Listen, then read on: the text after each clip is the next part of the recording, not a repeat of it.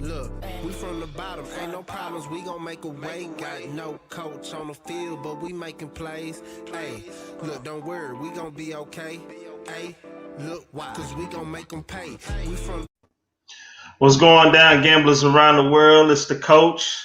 I'm here with my boy Marley Betts, and it's Monday, still Black History Month, February 8th, post Super Bowl, and we're here. We're ready to get into these games for today. We got about 5 games we're gonna cover with some insight. Let's try to win some money. Start the week off great, going into Valentine's Day, so everybody can get everything they need for their women and stuff like that. But Mhm.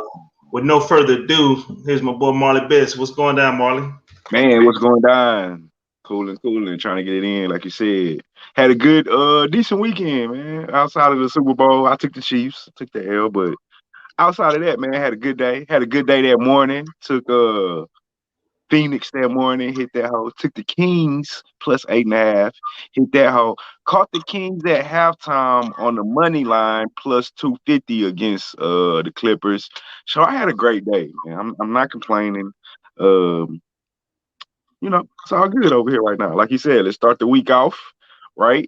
Um, I got 4 official plays that we about to break down. How many you got today? I'm gonna give out three for sure. Three. If I like something that I see in two of your plays, then I might make a move on that. But I definitely got 3 plays that I'm gonna try to get us on the right week with. You know what I'm saying? But what you think about the bowl in honor of Tom Brady? I'm pulling out my rings today. You know what I'm saying? With the Ducks and with my high school, the Village state ring, back to back minor pro championships of head coaching. I'm feeling. I wanted to make my hand heavy for the day.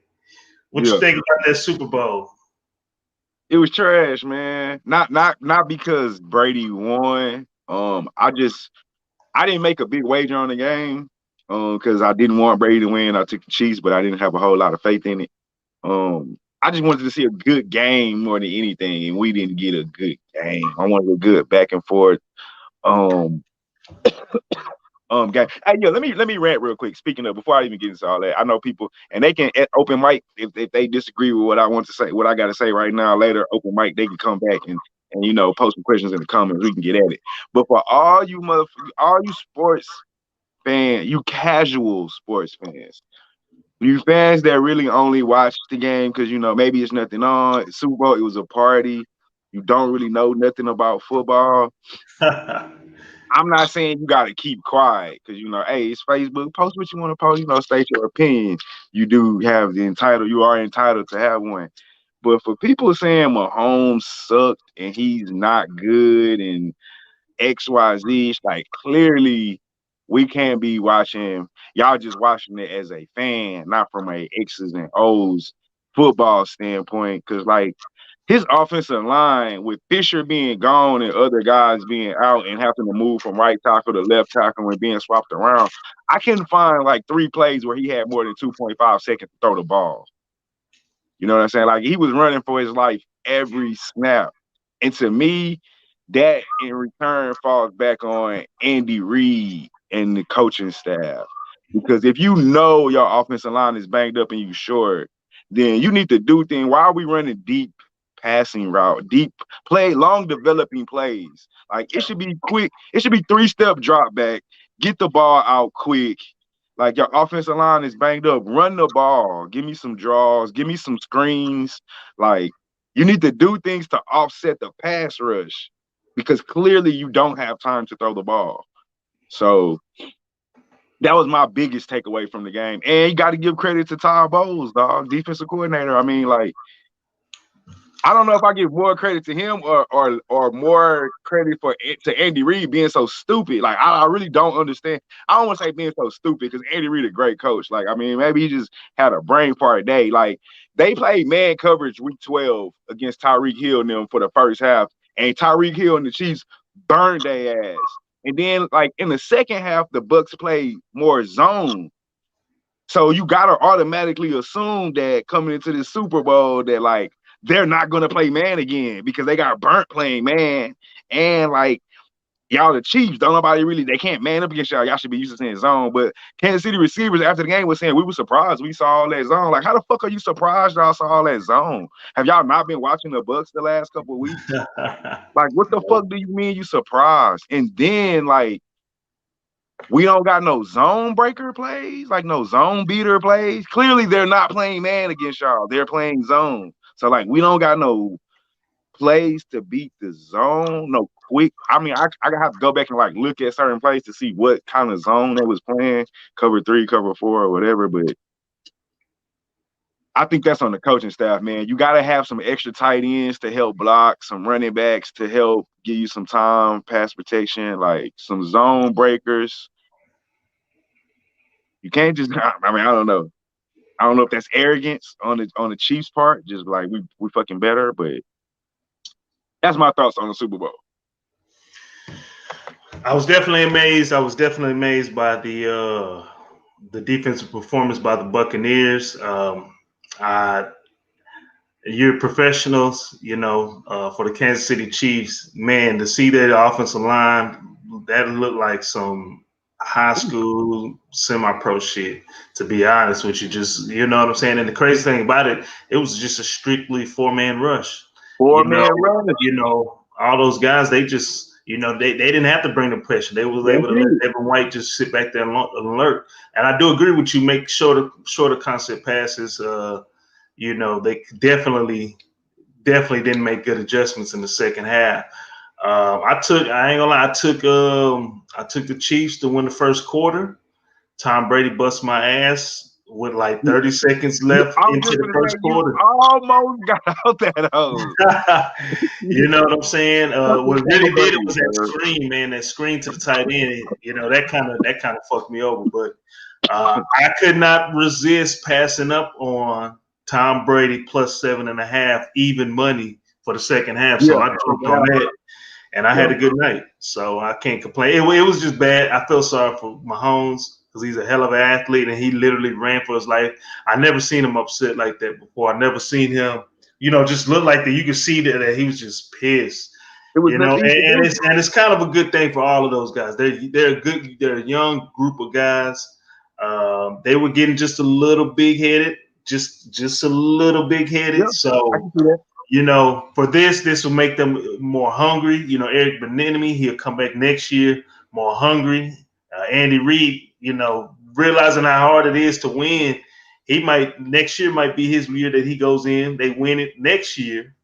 Okay, with everybody healthy, he rides off in the sunset, and they hand the team over to Eric Bieniemy. Say, hey, take this. So let me ask your thoughts about this question, because a lot of people were saying before all the jobs got picked up that one of the things that people didn't like about Eric Bieniemy was that he didn't call the plays, that he just kind of taught them, installed them or something. Yeah, installed the offense and didn't call the play. So now that we saw how the offense looked against the Super Bowl, are we going to talk shit about Andy Reid for not calling good plays? Well, I haven't confirmed that he doesn't call plays. I think they probably have a cold situation going on. Because if that was I don't know, you could be right. Because, you know, if that's the fact, he probably should have been in the booth. But I mean, I don't think it's talking shit to Andy Reid. Real football people know, man, when you have both your tackles out, that's tough. You know, and then you're going against a team for the second time. Man, that Top Boys and them, they just came out to play. Them boys came out to play. I think catapult Todd Bowles to the top of next year's list. Say that again. Does this catapult Todd Bowles to the top of anyone's list next year? I'm not sure. You know, I mean, hey, he deserves a second shot. You know, but the thing is, one thing I realized, man, is that a lot of these coaches are good coordinators, to opposed to being the head coach and having to manage a team. You know what I'm saying? So, you know, he might. I don't know. Who knows? We'll see. You know, but that's enough. That's enough for the NBA. We're losing a little bit of viewers because they want to hear about college basketball and they want to make some money. So with that being said, let's jump into our first game. SMU taking on East Carolina. This line opened up in favor of SMU. Where's that line at? Jesus Christ, I thought I had it up. I thought I had everything up, and I probably did, and I just skipped over it. But I saw this line. This line opened up in favor of SMU. I saw it at -6. It opened up -5.5, but right now it's at 6.5 right now because of some important news that came out today. SMU, they're 10-4 on the year, 6-8 against the spread, while the East Carolina Pirates, they are 8-7, coming off that upset victory last week against U of H that messed up my entire day. What was that? I think that was Thursday. I'm down early in the week. In the last 10 games, SMU they are 5-5, while East Carolina they are 3-7. Again, out of nowhere, they took care of business against U of H and just played ball without their two guys out. While SMU's coming off a 65-63 comeback victory against Tulsa. No, not comeback. They were leading that the whole time. Oh no, I might be tripping. I might be thinking of another game. Anyways, for SMU, McNeil, he is questionable for tonight. And Jassy, the forward, he is probable tonight. While tonight for East Carolina, Strickland and Coleman, they are out. As well as Tyree Jackson, he's out. So they got a couple of guys that are out for today.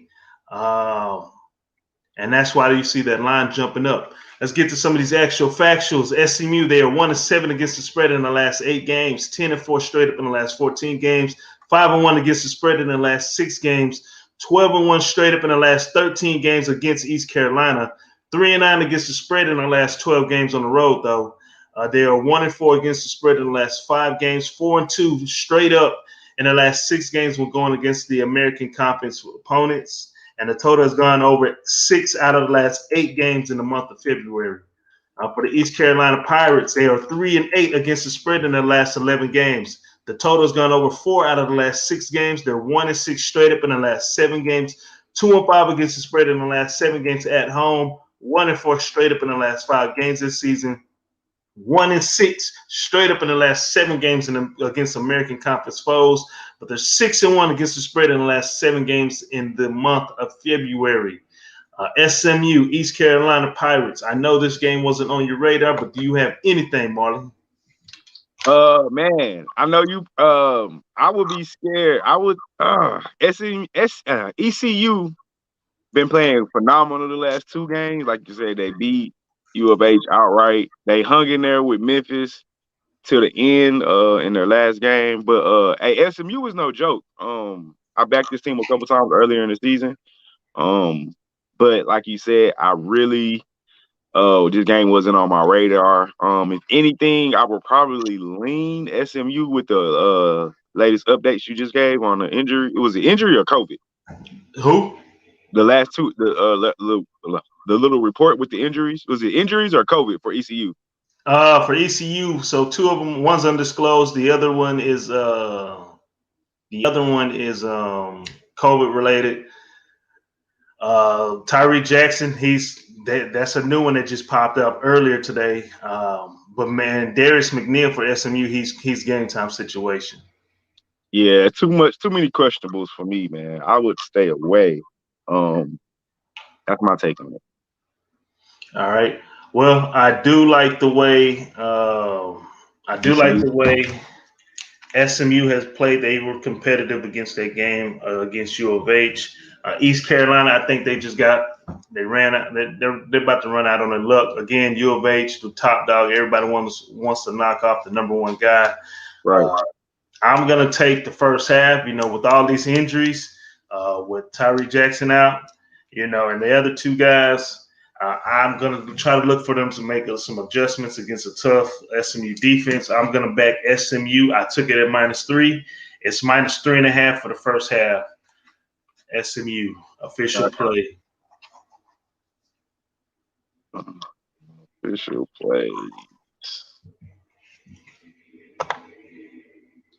That's official. Marking it down right now. SMU first half. You say -3? 3.5. I caught it at 3 this morning, but it's at 3.5 right now. All right, let's go. All right, next game. Let's get on. Miami Hurricanes going up against North Carolina. The line opened up in favor of North Carolina -9. The total was 137.5. Right now it's at -9.5. At some points I saw it at 10.5 last night, but it's at 9.5 right now, still in favor of North Carolina, and the total has gone up a couple of points, 141.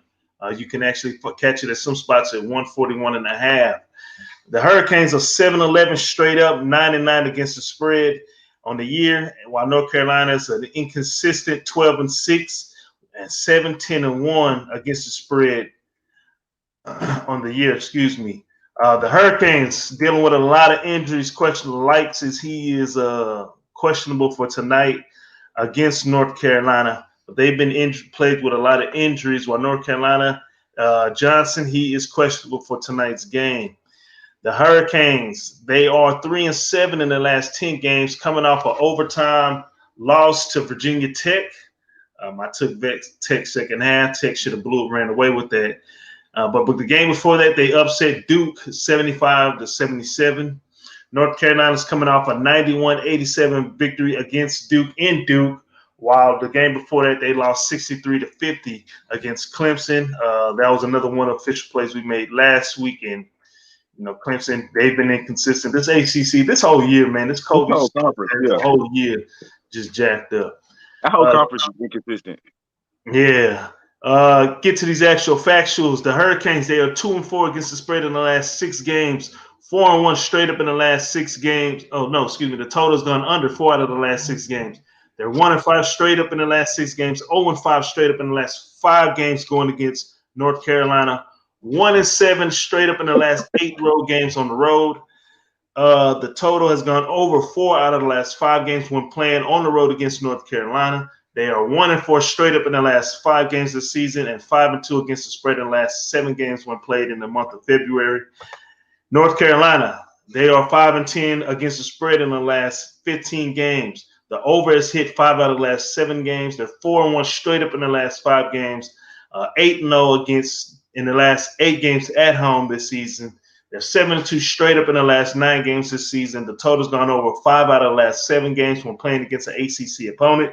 They're 4-2 against the spread in the month of February and 4-1 against the spread in the last 5 games when playing in Monday.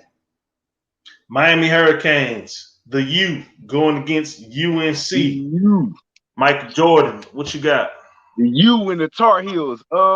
Man, we spoke last week about this Tar Heel team, and we thought that, or at least I personally thought that they were one of the teams that were on the come up, on the rise, trending up, as we say. And that Clemson loss, man, they should have beat Clemson. And even though I took them this weekend against Duke and I got the win, but still, I thought they probably should. I know it was a rivalry game, but I thought they probably should have blew out Duke. They don't stop anybody. They give up 70 points a game, and they only average 74 points a game. The only thing, with that said, though, Chris Likes is the key for me.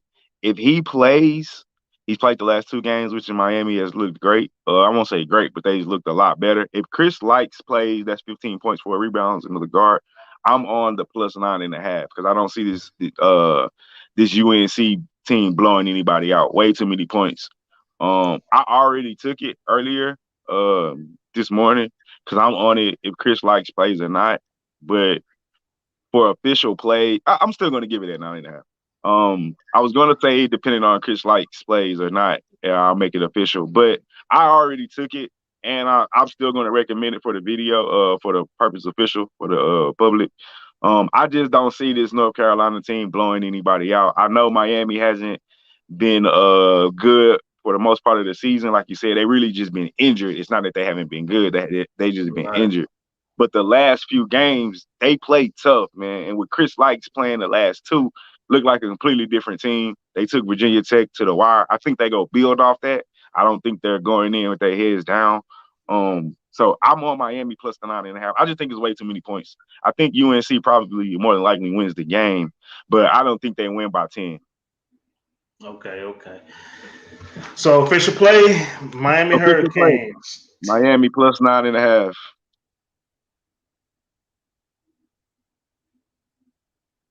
All right. May the gambling gods be with you for that game. Yes, sir. Yes, Let's get on sir. to our next game. Ohio State versus Maryland. Ohio State opened up as a 5-point favorite. The total was 139.5. Right now it's -3, and the total is at 138. Oh, excuse me. Ohio State, they're 15-4 against the on the year straight up. They're 11-7-1 against the spread. While the Maryland Terrapins, they're 10-9 on the year and 7-11 against the spread in the last on the year. Excuse me. Injury reports for Ohio State. They got a couple of guys that are still out. Diallo, he is questionable for tonight's game. While Maryland, they're showing no injuries. Last week, Ohio State took care of business against Iowa as an underdog on the road. While Maryland, they upset Purdue to get their first home victory on the season against a Big Ten opponent. They won 61-60. That messed up a lot. No, we covered that. We took Purdue +2. I think Purdue had 2. Penn State, they lost to Penn State. They didn't cover against Penn State. They lost 55-50. But during that game, they led. They had a nice little lead earlier, but they just kind of fell apart towards the end. Get to some actual factuals. Ohio State, they are 6-2 against the spread in the last 8 games. The total's gone over 6 out of the last 8 games. 7-1 straight up in the last 8 games. 2-7 against the spread though in versus Maryland, excuse me. 2-7 straight up in the last 9 games against Maryland. They're 4-1 straight up in the last 5 games. They're 7-1 straight up in the last 8 games against Big Ten opponents. They're 5-1 against the spread in the last 6 games in February, and the total has gone under 6 out of the last 7 games when Ohio State plays on a Monday night. Maryland, they're 1-4 against the spread in the last 5 games. The unders hit 5 out of the last 6 games. The over has hit 5 out of the last 7 games against Ohio State. They're 0-5 in the last 5 games at home against the spread. They are 0-5-1 against the spread in the last 6 games in February. 3-10 straight up in the last 13 games when playing as the underdog. They're 18-2 straight up in the last 20 games when playing on a Monday at home. Ohio State, the Ohio State Buckeyes versus Maryland Terrapins. What you got, Marley? The motherfucking Ohio State Buckeyes. Because I don't know about you. I know we recommended them last week against Iowa. I'm not sure the game before that, but I've been on this Ohio State Buckeye bandwagon for at least the last 3 or 4 games. They won 4 out of the last 5 on a 4-game winning streak. They play defense. 68 points a game is what they're giving up. They're averaging 77. 9-point differential. The man is EJ Liddell. 15.6 rebounds. And then on the Maryland side, Maryland just for some reason, this is not the Maryland team that we used to seeing the past couple years, the dominant Maryland squads. They still play tough defense. They're only giving up 66 points a game, but they're only scoring 69. Like, they're not putting up enough points, in my opinion. It's only a 3-point differential. They can't get into the 70s. Eric Ayala is 14 points, 8 rebounds. He's the leading scorer for Maryland Terrapins. I'm on Ohio State. I took the money line. I was kind of scared of the 3. So that's the official play that I'm going to give out. I'm just sticking with the best that I gave. I'm not going the other way on it. So for me, I'm on Ohio State. Also, I want to mention Dwayne Washington. 16 points, 3 assists. It's the other guard for Ohio State. Like, I don't know. Ohio State's just been on the run. To me, honestly, this kind of remind me of the trap game last week. I forgot who we called out, and we called it, but I still went against it. You remember? Somebody, they were playing against Pitt. I forgot who it was. Was it VTech? Was it VTech and Pitt? It was. I think so. be taken back. It kind of remind me of that, but Ohio State, dog, they've been I forgot their record. I saw it on ESPN last night. Their record against top 10 or top or ranked opponents. It's like they beat all the ranked schools Oh that they yeah. come up against. Like Ohio State probably should be a number 1 seed, even though they got, I think, like 5 losses, if I'm not mistaken. But they got the strength of schedule. They beat the tough opponents. They're road tested. Maryland's not been playing good on the road. I mean, at home, and it's just not the same Maryland team. So I'm just going with the train that's rolling, and I'm still on Ohio State. All right, Ohio State. I'm right there with you. I'm gonna take it a step further. I saw Maryland play in the last 2 games. Again, that game against that they won against, I guess that was Purdue. Mm-hmm. That Purdue. was just it was crazy. They were down by 5, 6 points late, and they just got away. The refs were a little funky in that game too, but I'm not gonna take that away from them. But I did want to take Ohio State. Excuse me, I did take them. I took Ohio State first half -1.5 for official play, and I will take them full game -3 official play. So Okay. That 1.5 scared me. I don't know why road teams first half scare me. I don't know either. I mean, it's just they're on the road, but I mean, we got to keep in mind, man. It's the COVID season, so they're not playing with them gyms that are packed. You know what I'm saying? Right. Because this guy could probably, if the gym would have been packed, this line would probably definitely be a lot more worse. Let's get on to the next game, though. We got the Cowboys with the lottery pick going up against the Kansas Fraud Hawks. They are frauds. The line opened up in favor of Kansas -3. The total's gone over. The total is 140.5. Right now it's at 140. The Hawks are still a favorite, and this line's been going up. It's at -6.5. Some spots even have it at 7.5, which is crazy. But if that thing keeps going up, something's going on, or they think Cowboys got some dead legs. The Cowboys are 12-5 on the year, 9-7 against the spread, playing great basketball right now. But they do got some internal investigations going on.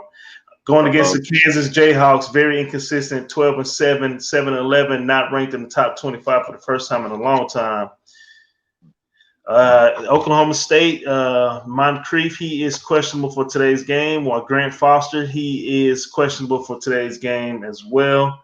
Oklahoma State coming off a great victory against Texas, 75-68, but losing against TCU, 78-81, which that game definitely came down to the wire.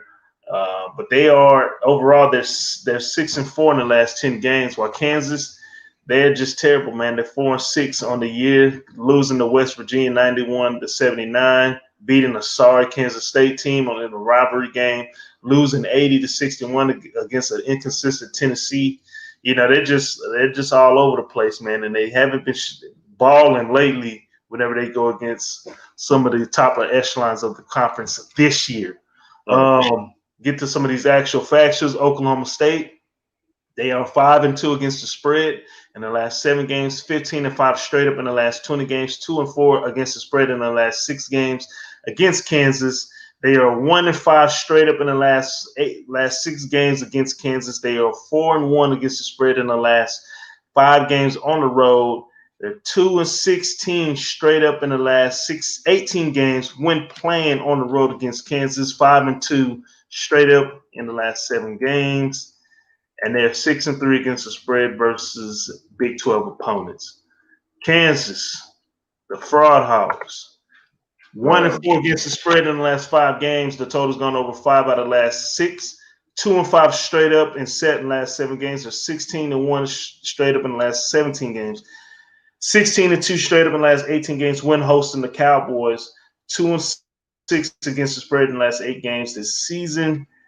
And the total's gone over 17 out of the last 20 games when played at home on a Monday. Oklahoma State versus Kansas. Kate Cunningham, lottery pick. What you got, Marley? And I wish I would have looked at that total before I made the decision, before we covered this game. I definitely didn't. I bet that over is good tonight. Look, ever since we talked about 2 weeks ago and you was like, Kansas is frauds, I faded them every big game they had since that moment. And I want to say I've cashed every time. And I think, right, I don't know what's going on with that line being at 6. I think that's way too many points for me. I took the 6 already, 6.5, excuse me. I took the, I don't know if for some reason I'm thinking I called it at 6, but hopefully not. Hopefully Yeah, because it's been rising. It was at 6 for the most part of today. I think I called it at 6 earlier. Should have waited, but I definitely recommend a 6.5. I'm tempted to sprinkle something on the money line, but I need to look at the injury report. Those questionables got me a little cautious. KU so inconsistent. They lost 3 straight. I'm kind of scared to do the money line because I figure they got to get one in at some point. They're not an awful team. They're just not one of the top tier teams as they normally are. The blue blood, all the blue bloods aren't looking that good this year. Honestly, down year for the top teams that we're used to. But Kay Cunningham, 18.6 rebounds, 3 assists. Isaac, I mess this dude name up every time, but I'm gonna get it, bro. Lekikili, I think I'm saying that shit right. I think I said that shit right. Isaac Lekikili, 10.7 rebounds at Okie State, man. I'm on Okie State plus the 6.5. That's the line I recommend. Kansas, dog, like you say, they just not. I don't know what's going on with Kansas. They just not playing like we traditionally see them used to playing, and I got no faith in this team. Definitely not to cover those, not to win the game by 7 against a pretty hot Oklahoma State team coming off of what they beat Texas in overtime, right?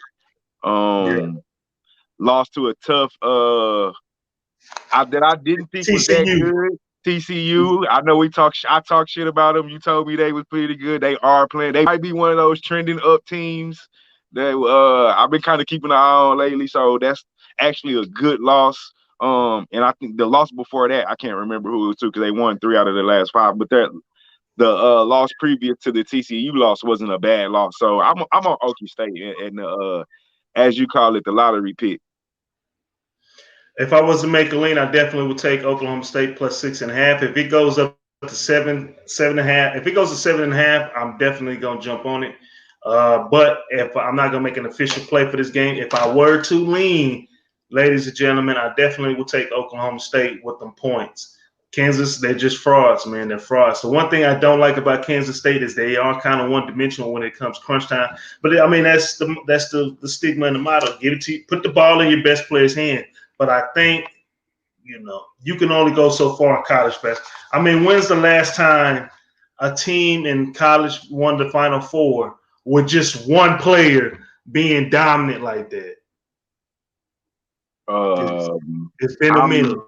I'm the wrong person to ask, but it's been a minute, dog. I'm trying to think of the last. And I'm talking about this kid was lottery pick. Everybody knows it. Hey, he's going straight to the league and just took his team all the way to the finals like that. The closest was Zion.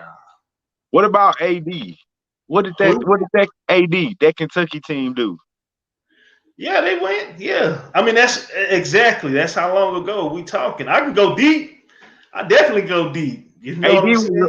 How long ago? AD was that long? Damn, I guess AD was. He been in the league for a minute. Been in the league for a minute, man. I mean, definitely not in the last 4 years or so, 5 years or so. Yeah, well, I'm definitely gonna stay away from this. I don't know, depending on, but I think you're on the right track. Definitely fade Kansas because they are frauds. Get to our last game of the night, and I do have a play on this. Gonzaga Bulldogs going up against the BYU Cougars. Gonzaga's 18-0 this year. Aren't they the number one team in the country? Yes, sir. They're 8-9-1 against the spread, while BYU, very, very good basketball team, they're 15-4 on the year, 10-6-2 against the spread. The line opened up in favor of Gonzaga minus 11.5. That line has now gone down to 10.5. Injury reports out indefinitely. Barlow, he is out. BYU, they got two guys out, Baxter and Lowell. Lowell, they are out. Gonzaga, again, coming off of victories against Pacific. Pacific led them at halftime, and they just took off. But they did not cover the spread, unfortunately. But everybody else, I mean, they've just been wiping the floors with everybody. And they even beat BYU. They wiped the floor with them earlier this year. But BYU was the last time Gonzaga really lost in their conference was against BYU at BYU. So we'll see. This is their last toughest game of the year. Gonzaga, they're 2-5 against the spread in the last 7 games. The total's gone on under 5 out of the last 6. They're 5-1-1 against the spread in the last 7 games against BYU. 7-1 straight up in the last 8 games against BYU. They're 5-0 straight up in the last 5 games on the road. 5-1 straight up in the last 6 games when playing on the road against BYU. But they're 4-10 against the spread in the last 14 games played in the month of February. So Black History Month hasn't been treating them well against the spread. BYU, the Mormons, they are 6-1 in the last 7 games. The under has hit 13 out of the last 20 games when playing against Gonzaga. They're 5-0 straight up in the last 5 games at home. They're 1-5 straight up in the last 6 games when playing against Gonzaga. 6-2 against the spread in the last 8 games in the month of February, and the total's gone over 8 out of the last 12 games when played on a Monday at home. Gonzaga versus BYU. What you got, Marley? Man, I am on the Zags minus 10.5. I like BYU, really good team. Just think the Zags are on another level. Like you said, number 1 ranked team in the country. I got the numbers. I didn't even write a bunch of them down. To me, it's just they're just on another level. 93 points a game. The Zags are averaging 69 points is what they're giving up. They're shooting over 55% from the field.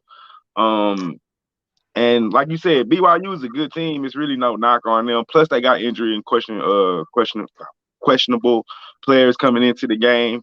And I just think this Zags team, although like you said, Pacific played them close, I think till half. But other than that, I think they just probably didn't come in interested. You know what I'm saying? And, okay, it's halftime. It's time. Okay, let's do what we do. And then they fucking took off, bro. And so I see much of the same. Probably could keep it close, BYU at the half. Maybe not. But I just think the Zags pull off either way it goes, whether it's early, whether it's late. This game won't be close. So I'm on the 10.5, dog. All right. I was gonna say I do kind of like I do have a lean because Gonzaga hasn't been too impressive in the first half in the last couple of games. Do they wake up this week? Probably so. Maybe. BYU can shoot. They can shoot and they can shoot. I think Gonzaga comes out fired up in this game, and they are an amazing team. They blew this team out almost by 20 points. I think they'll take this game serious. So I'm going to back you up. Give me Zaga with this many points. Zaga minus 10.5. I'm scared, but I'm going to ride. I'm just going to ride the better team. I'm really not scared, man. I mean, normally Gonzaga is minus 20. 23, 22. So to get them at this price, like I said, I know BYU is a good team. I know they are, but I just think the Zags are on another level. I just think if BYU play Baylor, they're not going to be close to Baylor by 10. I think Baylor dominates. I think it's a 15 to 20 point game. Well, let's go ahead and recap. So, for the people, official plays. T didn't have a pick for this, but my official play was SMU minus 3.5. Mm-hmm. For Miami taking on North Carolina, Marley, he had Miami plus 9.5. Yes, sir. For the Ohio State versus Maryland game, I had Ohio State -1.5 for the first half, while we both agreed on Ohio State -3 for the full game. For Oklahoma State versus Kansas, Marley definitely loves Oklahoma State with the points going against the Frogs. +6.5 on Okie State and Cade Cunningham. While we both agree we like Gonzaga -10.5 going up against BYU. We both think they're going to come out motivated today and take care of business against the last tough opponent before March Madness starts. So that's our plays, ladies and gentlemen. Be sure to like, subscribe, and follow. Open mic. Seems like we only got one guest. Usuals ain't in here today. So you got anything you want to speak on? Man, y'all know, check us out on NBA video, Brothers and Bets, in a couple hours. Boy been hot in basketball. Hey, man, y'all follow us on Twitter, too. I post my Twitter pick for college over the weekend, and I went 2-1 or 3-0 on Saturday morning. I posted my pick. I'm not exactly sure, but I hit it. So, because we typically don't do videos on the weekend. Shit, we need breaks, too. So that's what we might want to do instead of doing Friday, because you know them Friday night games, them hoes be weak. Maybe we can do a Saturday, shoot on Fridays, shoot to Saturday. Oh, Saturday, okay. Yeah, or weekend picks. We can just call it Friday weekend picks, something like that. Yeah. Do like Saturday night preview. Or Friday night, do a Saturday morning preview. Yeah. Not even Saturday. Just do the weekend plays, because there's both games. There's gonna be some good games from moving on out on Saturday and Sunday. You know how we gonna have the all lines for Sunday though. We'll have the lines for Saturday. Yeah. We should. You think you'll get the lines? Yeah. Oh, you can get the lines, man. But that's all I got, folks. I'm the coach. This is Marley Betts. We out. We out.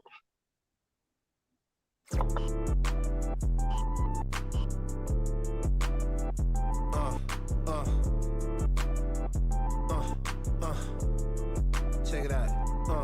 Look, we from the bottom, ain't no problems, we gon' make a way. Got no coach on the field, but we making plays. Hey, look, don't worry, we gon' be okay. Hey, look, why? Cause we gon' make them pay. We